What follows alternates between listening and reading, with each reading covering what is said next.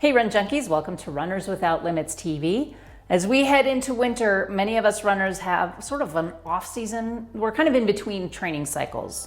The weather and the darker days may force us inside, and maybe we just need a break from running. But we can maintain fitness over the winter months or just substitute our running with something else on occasion.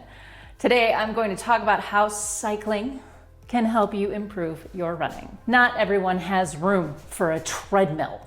They're heavy, they're huge, they're loud, and many times they're more expensive.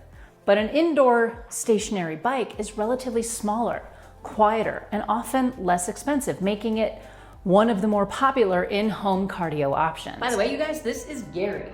Gary is not a stationary bike. He is a time trial bike meant for being out on the road.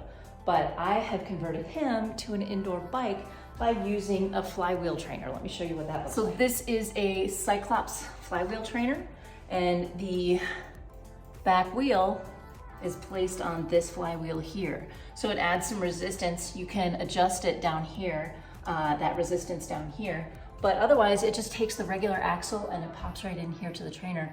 And it works out really, really well. So if you have a regular road bike, this might be another option for you if you're looking for an indoor stationary bike. Many of my friends will tell you, along with the Peloton stock numbers from earlier this year, that indoor bikes are indeed the preferred cardio equipment.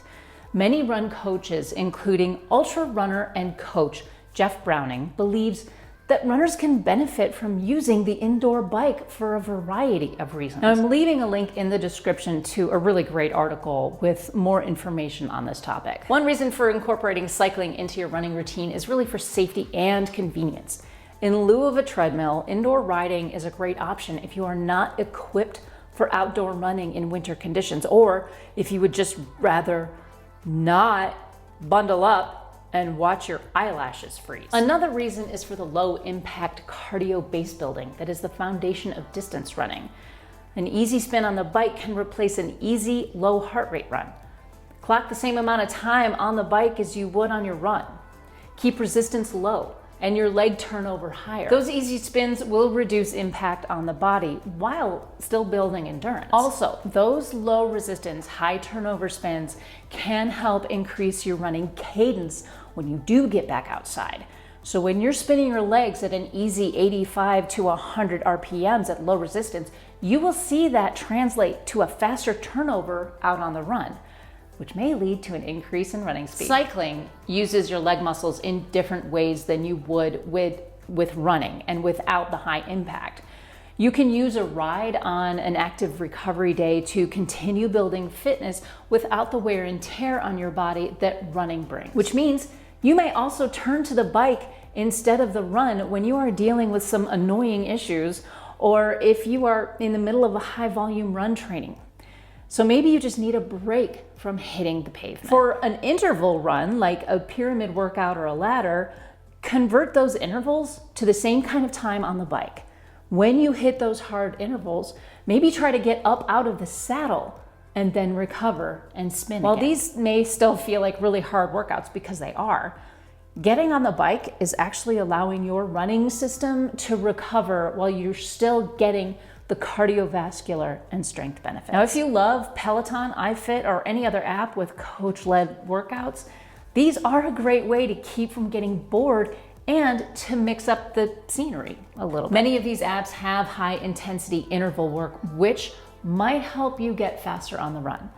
Getting up and out of the seat for a hard interval can lead to quicker paces out on the road. Lastly, during a recovery period after a long training period, like for a marathon, dopies and goopies, I'm looking at you too, dropping all running in favor of cycling can give your body the break it needs after all that pounding. Taking a couple of weeks or more off of running is a good idea from time to time anyway, but you can replace those runs with some easy cross training on the bike, and that will help keep your fitness up and risk of injury down. Now, there are a couple of downsides to doing a lot of spinning on the bike.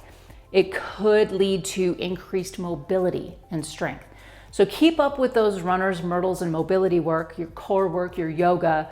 That will help counteract that reduced range of motion that may come with a lot of indoor cycling. The reason for this is that your form is basically locked in place on a stationary bike. You don't even have to use the balance muscles to keep yourself upright. It does all the work for you.